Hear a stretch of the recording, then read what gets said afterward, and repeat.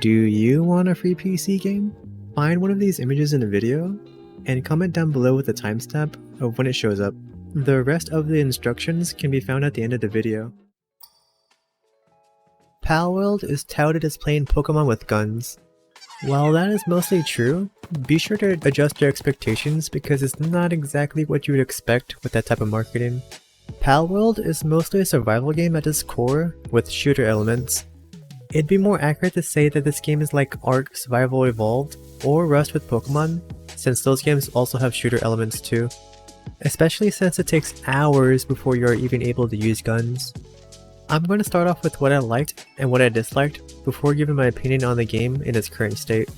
Before I begin though, I would like to remind everyone that this game is still in early access and will remain in this state for the better part of a year or so until full release.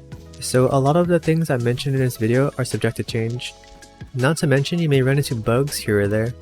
Also, I want to state that I've only played Palworld as a solo player. And not only did I play solo, I played the game in two different ways. So this video is going to be from the perspective of a solo experience.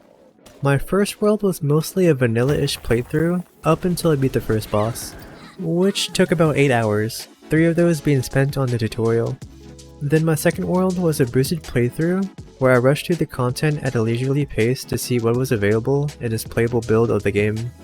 One thing that caught me by surprise was that instead of choosing a starter out of 3 options, you only have the choice of choosing a single starter, which is the person you run into next to the campfire when you spawn.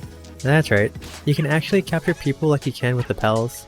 This game is pretty wild, and I'm here for it.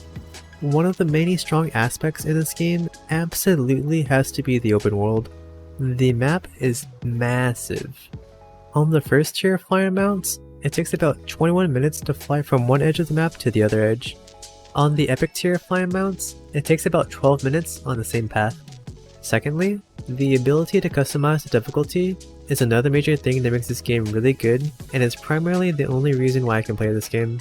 I intended my first playthrough to be a 100% vanilla run, but after I died the first time, and lost all my stuff, and missed the opportunity to capture a rare while running back to get my stuff again, I said fuck that. I have more respect for myself than that, so I turned off the setting where you drop stuff on death and continued that run until I beat the first boss. Shortly afterward, I created a new world where I boosted a few settings while maintaining the default settings for combat and pal appearance rate, and minimized the hunger and stamina drain. I only did this so I could explore all the content in the game without having to spend hundreds of hours to do the exact same thing. Thank God you have the ability to roll in this game.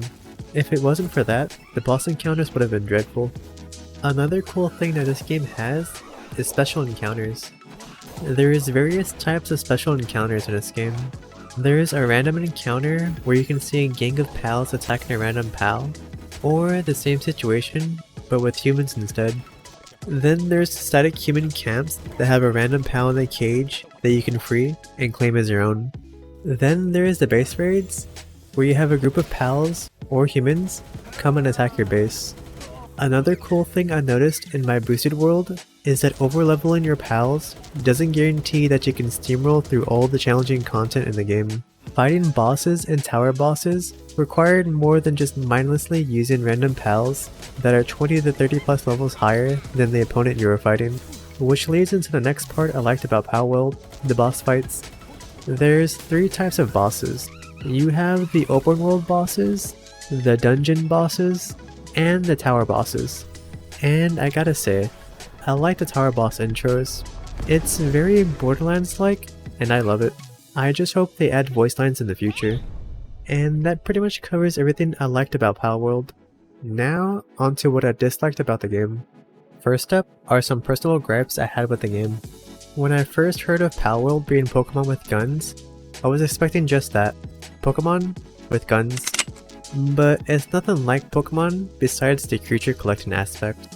It's more of a survival game, and I'm just not a fan of that genre. With that being said, this game is probably the best survival game I have ever played. And I've played Rust, Ark Survival Evolved, 7 Days to Die, The Forest, and Raft. Another small personal gripe I have is the long button presses for some interactions in the game. And the last personal gripe I have is the lack of voice acting in the game. Although, considering that this is a survival game, I suppose it's not really that big of a deal. And to add on to that point, there also isn't any sort of story or linear narrative plot that you can follow. There's just journal entries that gives me flashbacks to the days of playing Fallout 76 at launch. But I suppose the game is trying to be mysterious with the story, or maybe it's because they haven't finished it in time for the early access period. Although I find it very unlikely, since there was no mention of it in the roadmap. And not only is there no story, there's also no questing or any sort of objectives you can complete in tandem to the tutorial we get at the beginning of the game. In addition to that, there's also nothing equivalent to trainer battles in this game. You're either base building, gathering resources, catching pals, fighting bosses, doing dungeons, or running into special encounters. The closest thing we get to trainer battles are the tower boss fights. Personally, I would like to see random trainers roaming the open world that we can challenge, similar to a tower boss fight, but not as difficult.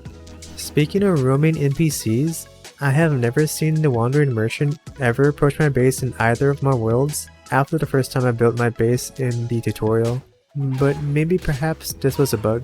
Finally, the major thing that I really dislike about Palworld is that the Palaspheres aren't plentiful, and once you progress into higher level zones, the lower tiers of Palaspheres become obsolete. In Pokemon, you can use the weakest Pokeballs to capture any type of Pokemon you want, including the legendaries. Whereas in Palworld, God forbid you try to use a blue Palasphere on any high level pals beyond the ones you see in the starter zones. I swear to God, anytime I throw a blue Palasphere at a high level pal, it feels like Mutombo is blocking my balls. This also applies to trying to catch some pals while they're at full health. The only reason this is an issue is because it takes a considerable amount of time to gather resources and craft the Palaspheres. The estimates I'm sharing are using default settings, while gathering most of the resources manually using the highest tier of tools. Changing some settings will definitely impact these estimates. For the refinement times, I used a pal with level 3 kindling plus the cauldron at the base. And for the crafting times, I used varying levels of handiwork pals plus the large toolbox on the final versions of the assembly lines. If you haven't reached that point yet in the tech tree, then these estimates would undoubtedly be much higher than what I'm showing. And that's pretty much everything about Palworld that I liked and disliked. Now, what do I think about Palworld? Considering how the studio that develops Palworld started out as a 4-man project, I'd say that the game is amazing, especially since it's still in early access. I just hope this game continues to get better and better by the time it leaves early access. To those of you that made it this far in the video, thank you. I appreciate you. Now, I know all of you are smart and intelligent people, so I don't need to tell you how these buttons work, right? Of course not. If you're trying to claim the free game, join the Discord, and follow the instructions in the YouTube giveaways channel. Also, if you want to talk about video games or whatever, you can head over to twitch.tv/honestpug to catch one of my streams. You can find out whenever I go live by checking my Twitter. Currently, I'm giving away free PC games based off of my follower goals. I have at least over 200 games to give away listed under the giveaways channel and my Discord. And once again, thank you for watching my video. I hope you have a great rest of your day, be safe out there, and until next time.